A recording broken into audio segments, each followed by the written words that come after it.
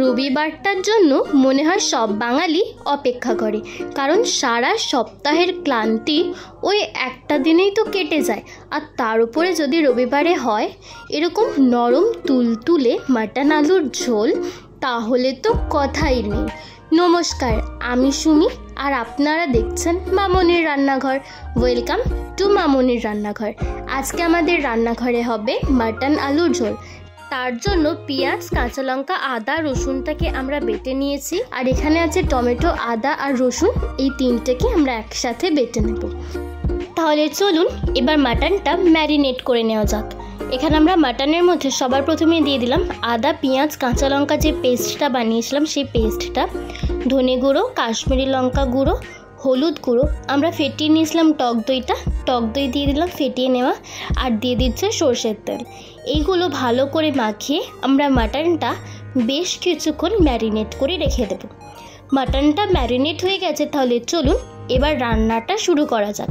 তার জন্য আমরা কড়াই সবার প্রথমে সরষের তেল গরম করে নিয়েছি, আর এখানে আমরা আলুগুলোকে ভেজে নেব। আমরা মাংসের জন্য একটু বড় বড় সাইজেরই আলু ব্যবহার করেছি, 4 টুকরো আলু নিয়ে নিয়েছি। সেটাকে আমরা বেশ সোনালি রং ধরা পর্যন্ত ভেজে নেব।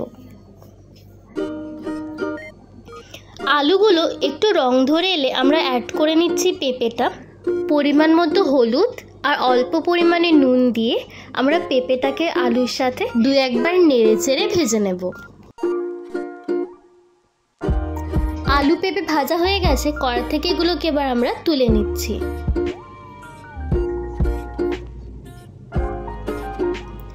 আমরা একটু তেল আলাদা করে তুলে নিয়েছিলাম, কারণ আমাদের মাটনটা রান্না করতে অতটা তেল লাগতো না। বাকি তেলে আমরা দিয়ে দেবো তেজপাতা, দারচিনি আর ছোটো এলাচ। মিডিয়াম আঁচে আমরা 2-3 মিনিট গরম মশলাগুলো নেড়ে চেড়ে দিয়ে দেবো পেঁয়াজ।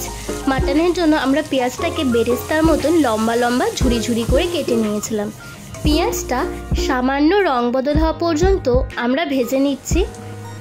পেঁয়াজটা ভাজতে রং বদল হলে আমরা অ্যাড করে দিচ্ছি টমেটো, আদা আর রসুনের পেস্টটা।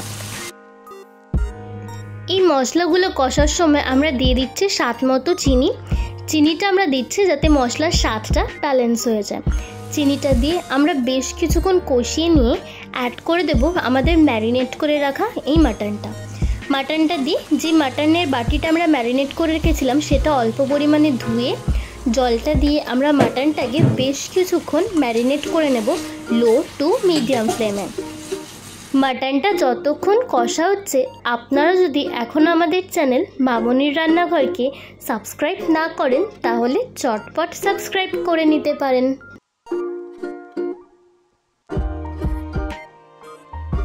মাটনটা কষাতে খুব সুন্দর তেল ছেড়ে এসছে, আর মাটন থেকে কিন্তু একটা সুন্দর ফ্লেভারও ছাড়তে শুরু করেছে। এই সময় আমরা দিয়ে দিচ্ছি পরিমাণ মতো জল। এখানে আমরা একটু ঈষদুষ্ণ জলই ব্যবহার করেছি। জলটা দিয়ে আমরা বেশ কিছুক্ষণ মাটনটাকে ফুটিয়ে নেব মিডিয়াম আঁচে। এই পর্যায়ে আমরা অ্যাড করে দিচ্ছি ভেজে রাখা পেঁপে আর এই আলুটা।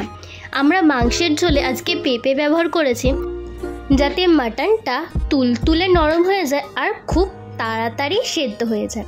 এবারে আমরা দিয়ে দিলাম স্বাদ মতো নুনটা দিয়ে আমরা আরও কিছুক্ষণ রান্না করে নেব।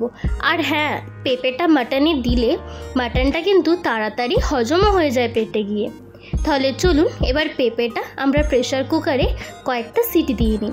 প্রেশার কুকারে আমাদের মাটনটা হতে 3-4টে সিটি লাগবে।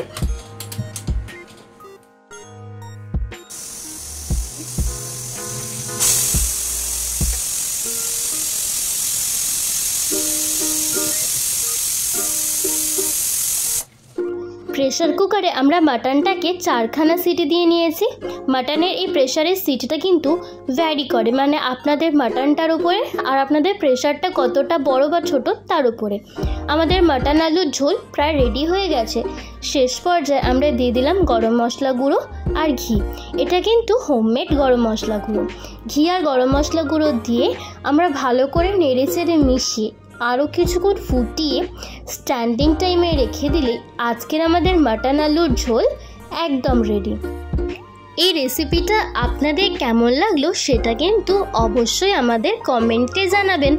তাহলে চলুন এবার চেক করে দেখে নেওয়া যাক যে আমাদের মাটনটা একদম নরম তুলতুলে হয়ে গেছে কিনা। আমাদের মাটনটা কিন্তু খুব সফটলি সেদ্ধ হয়ে গেছে, একদম পারফেক্টলি। দেখা হচ্ছে পরের ভিডিওয়ে। নমস্কার।